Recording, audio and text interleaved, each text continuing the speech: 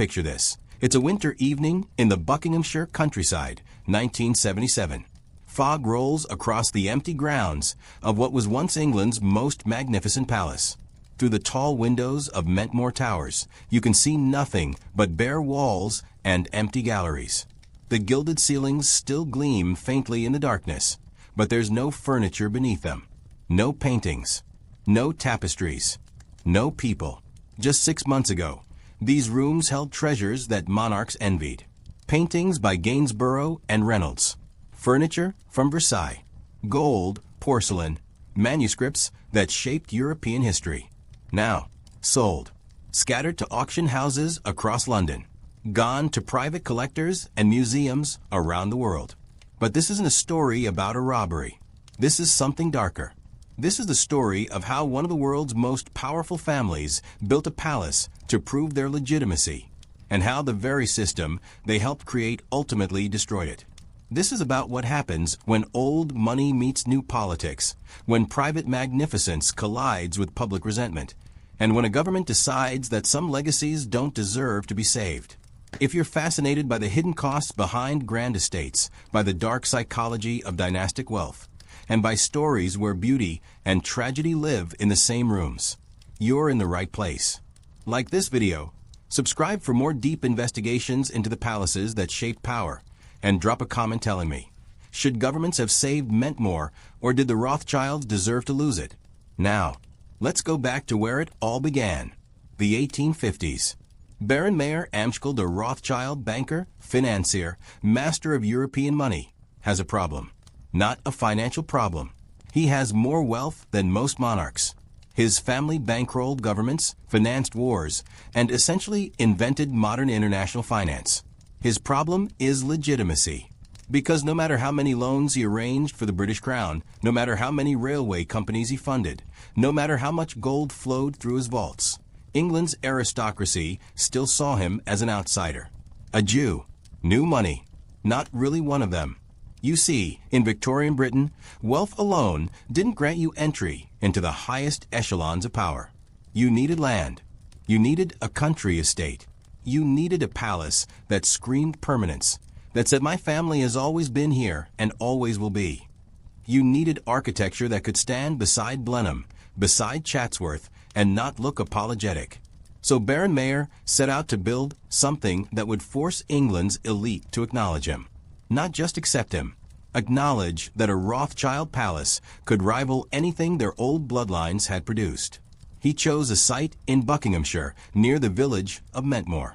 High ground, visible for miles, close enough to London for politics, far enough for privacy.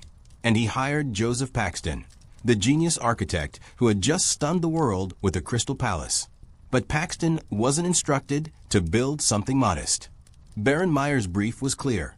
Create a palace that combines the grandeur of an English stately home with the art collection of a continental royal palace. Every room should breathe wealth. Every corridor should whisper power. Every ceiling should remind visitors that the Rothschilds were not merely bankers. They were builders of civilization. Construction began in 1852. Within 5 years, Mentmore Towers rose from the Buckinghamshire earth like a manifesto in stone and glass. Imagine approaching it for the first time. The building stretches before you, Jacobean revival architecture, inspired by Woollerton Hall, but grander, more elaborate, unapologetically ambitious. Towers at each corner. A central hall that soars 70 feet high, topped with a glass roof that floods the interior with light. When you step inside, you don't enter a house. You enter a statement. The Great Hall is designed like a Renaissance palazzo. Gilded ceilings, marble columns, a double staircase that curves upward like something from a Baroque opera house. But this isn't just architectural theater. Every detail serves a purpose: to overwhelm, to impress, to make even dukes and earls feel slightly provincial. And the art. Oh, the art. Baron Mayer filled Mentmore with paintings by Rubens, Reynolds, and Gainsborough. Furniture that once belonged to French kings. Sèvres porcelain from the court of Louis XV. Renaissance bronzes. Medieval manuscripts. Gobelins tapestries. objects so rare that museums negotiated for decades to borrow them. This wasn't a collection. This was a dynasty's proof of cultural legitimacy, assembled room by room, purchase by purchase, as if Baron Mayer was building a counter-argument to every aristocrat who ever doubted his family's place in British society. And for a while it worked. But the true transformation of Mentmore didn't come from Baron Mayer. It came from his daughter, Hannah de Rothschild, born into almost unimaginable wealth, raised surrounded by art and power, fluent in multiple languages, educated in history and politics. She wasn't just an heiress. She was brilliant, strategic, and deeply aware of how the world worked. When her father died in 1874, Hannah inherited Mentmore, and with it, one of the largest fortunes in Britain. But she didn't want to simply maintain a palace. She wanted to transform it into something her father could never quite achieve: a genuine center of political power. Enter Archibald Primrose, the 5th Earl of Rosebery, ambitious, charismatic, aristocratic by birth, but not particularly wealthy, a rising star in liberal politics with dreams of becoming prime minister, and, crucially, a man willing to marry a Rothschild, something many aristocrats still considered socially questionable in the 1870s. Their marriage in 1878 was a scandal and a sensation. The old guard muttered. The press speculated. But Hannah didn't care. She had what she wanted: a bridge between Rothschild money and British aristocratic legitimacy. And Rosebery had what he needed: the financial backing to pursue his political ambitions without compromise. Mentmore became their joint project. And suddenly, the palace that Baron Mayer built as a symbol of power became an instrument of it. Think about what Mentmore represented in the 1880s and 1890s. Every weekend, the most influential figures in British politics gathered here. Gladstone walked these corridors. Cabinet ministers debated policy in the library. Diplomats negotiated in the drawing rooms. The Prince of Wales, the future King Edward VII, was a regular guest. This wasn't a country retreat. This was a shadow government headquarters, wrapped in art and luxury. Hannah orchestrated it all. She was the strategist behind Rosebery's rise, the hostess who made Mentmore indispensable to liberal politics, the financial mind who ensured her husband never had to beg party donors for support. While other politicians scrambled for patronage, Rosebery had something better: a wife whose fortune made him independent, and a palace that made him essential. And in 1894, Rosebery achieved what they both worked toward. He became prime minister. For a brief, shining moment, Mentmore Towers was the informal seat of British power. A Rothschild palace at the center of the empire. Everything Baron Mayer had dreamed of, and more. But you know how these stories go. The higher you climb, the harder you fall. And the fall was coming. It happened suddenly. November 1890. Hannah fell ill. At first, it seemed minor fever fatigue. Then it worsened. Typhoid fever. The doctors said. The same disease that had killed Prince Albert, that ravaged Victorian Britain regardless of wealth or status. She was 49 years old. Rosebery was beside himself. His children were devastated. And Mentmore froze. Because Hannah wasn't just the palace's owner. She was its soul. She was the one who understood what it was for, who gave it purpose beyond beauty. Without her, Mentmore lost its direction. Rosebery tried to continue. He kept hosting political gatherings, kept living in a palace, kept pretending everything was fine. But something fundamental had broken. His prime ministership, just a few years later, was brief and unhappy. He became increasingly reclusive, bitter, disconnected from the political world Hannah had helped him conquer. And Mentmore began its long transformation from palace to mausoleum. Here's where the story gets psychologically dark. After Hannah's death, Mentmore didn't decay, it froze. Rosebery couldn't bear to change anything. Rooms remained exactly as Hannah had arranged them. Her collections stayed in place. Her taste governed every detail. The palace became a shrine to a woman who had been dead for years, inhabited by a man who couldn't move forward. When Rosebery died in 1929, His heirs inherited this strange, suspended world. The palace was magnificent, but increasingly anachronistic. The political relevance was gone.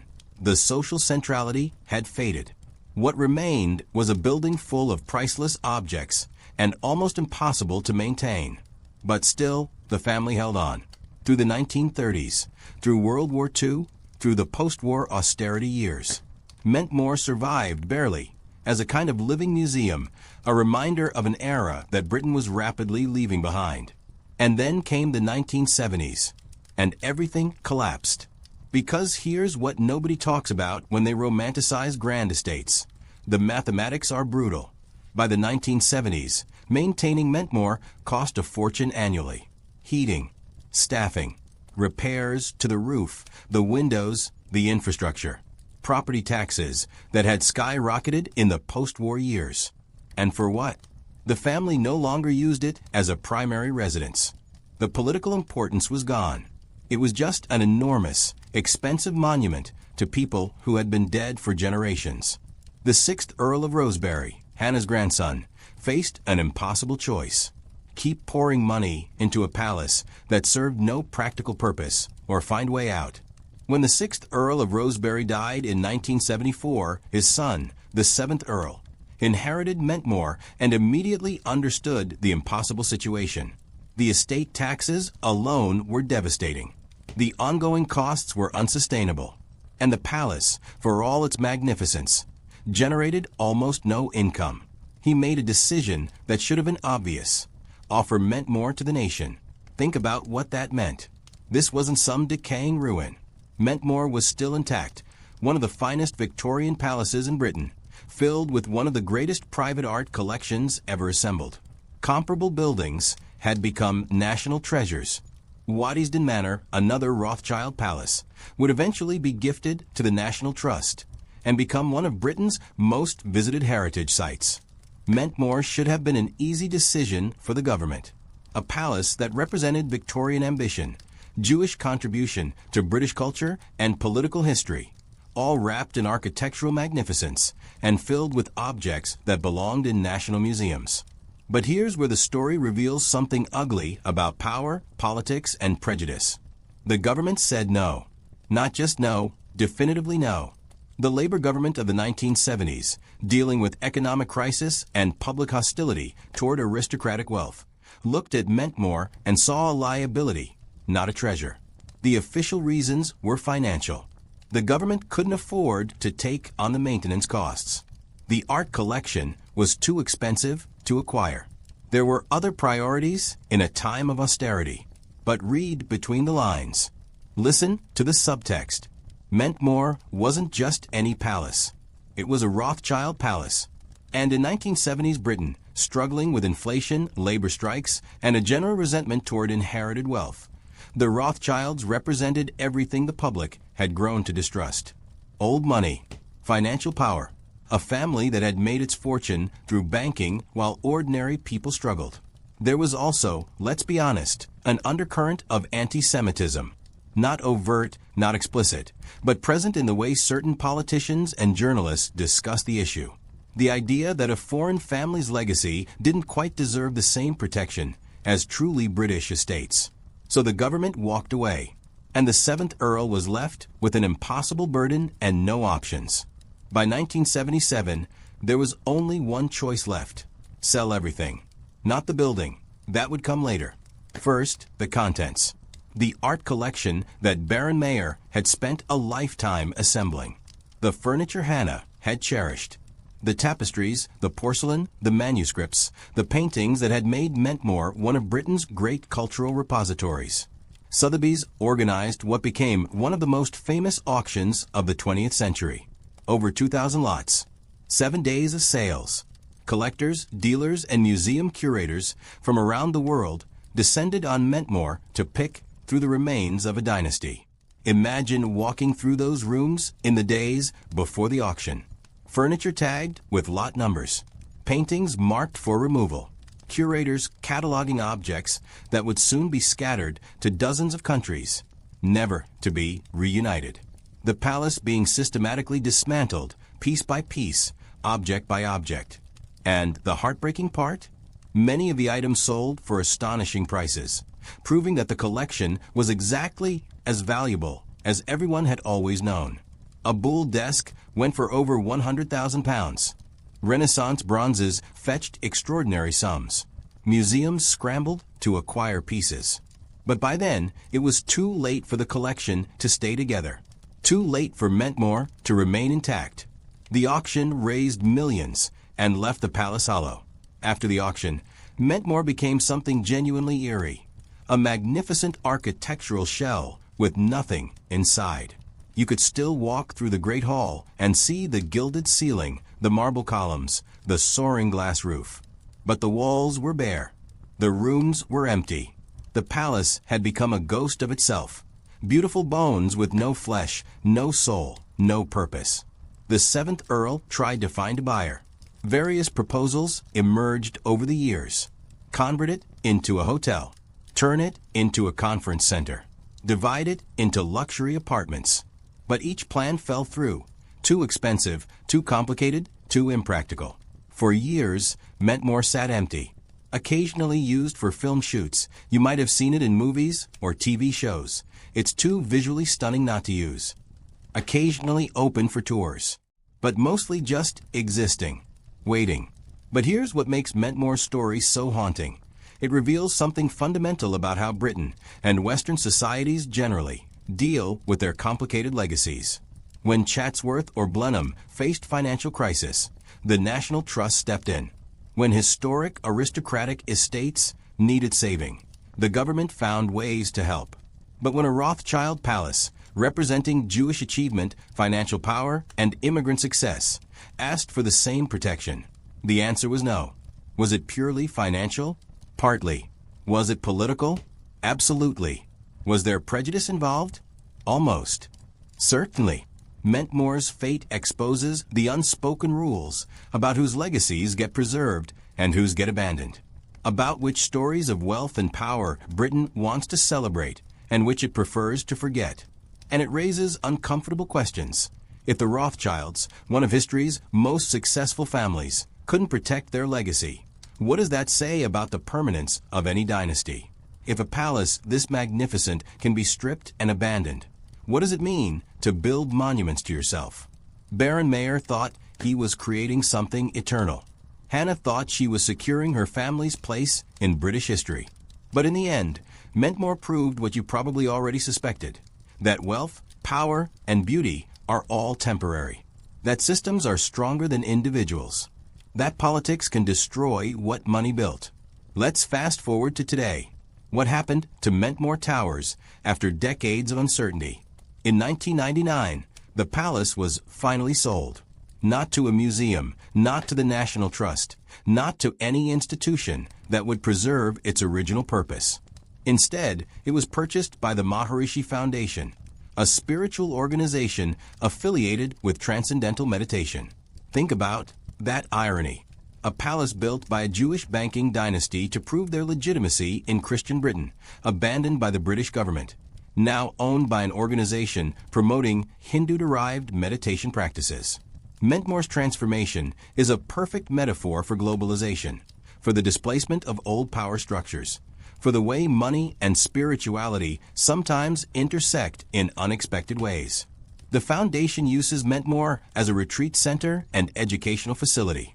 The building is maintained, thank God for that, but it's no longer open to the public regularly. You can't casually visit the way you can visit other great houses. Mentmore exists in a kind of limbo, preserved but private, protected but inaccessible. And the art collection? Scattered forever.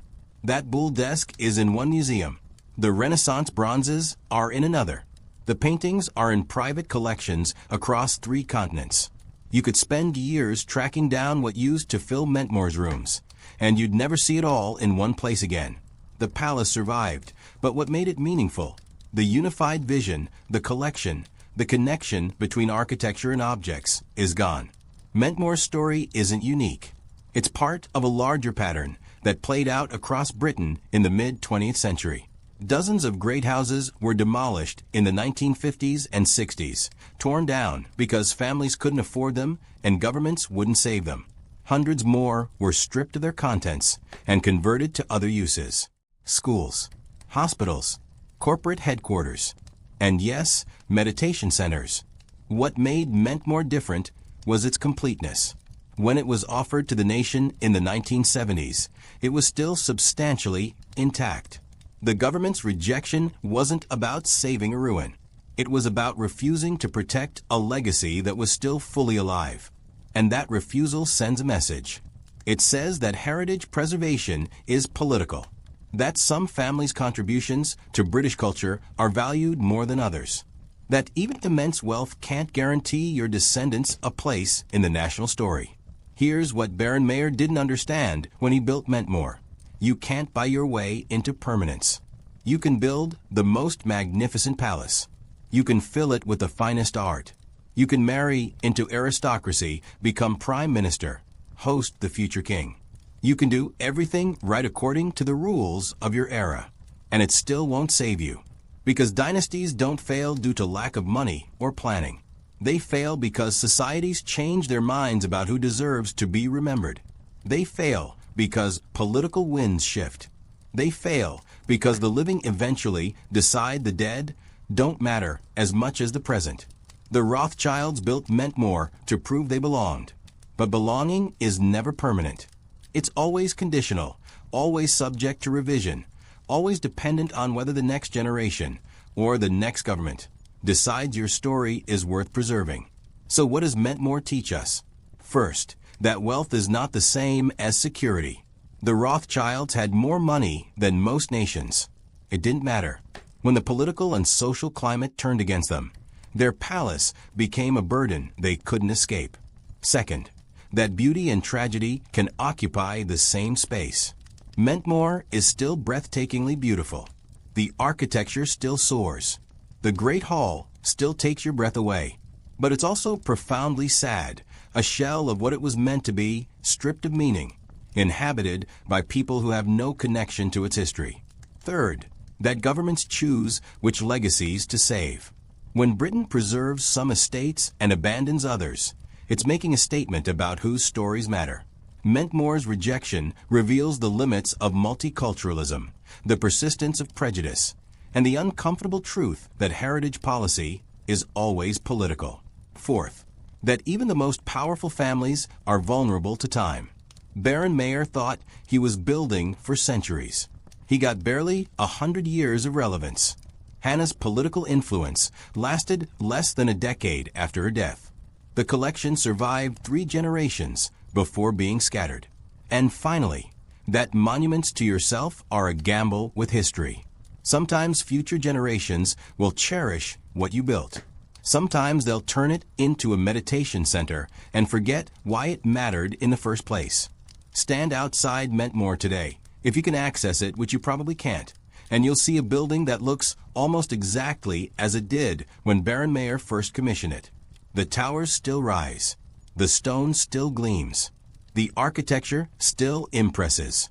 But the palace is hollow now, not because it's been destroyed, but because everything that made it meaningful has been removed. The art is gone. The political power is gone. The family's presence is gone. What remains is architecture without context, beauty without purpose, a monument that has outlived its reason for existing. And maybe that's the real tragedy of Mentmore. Not that it was demolished, it wasn't. Not that it was lost, it's still here. The tragedy is that it survived just long enough to become irrelevant.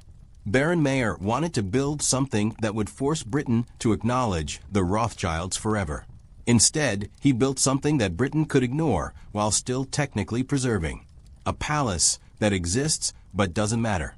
A legacy that survived but was forgotten. Is that worse than demolition? You decide. So here's my question for you. Should the British government have saved Mentmore? Did the Rothschilds deserve to have their palace preserved the same way other aristocratic families did? Or is Mentmore's fate, stripped, sold, repurposed, actually the right ending for a dynasty built on banking rather than inherited land? Drop your thoughts in the comments. Let's talk about who gets remembered and why. And if this kind of deep dive into the psychology of power and the architecture of ambition is your thing, subscribe. Because there are dozens more palaces with stories like this. Beautiful buildings hiding dark truths. Grand houses that reveal how fragile power really is. Like this video if Mentmore's story made you think differently about wealth and legacy. Share it with anyone who loves history that asks uncomfortable questions. And remember, every palace you see was built by someone who thought they were building forever. Mentmore proves they were wrong.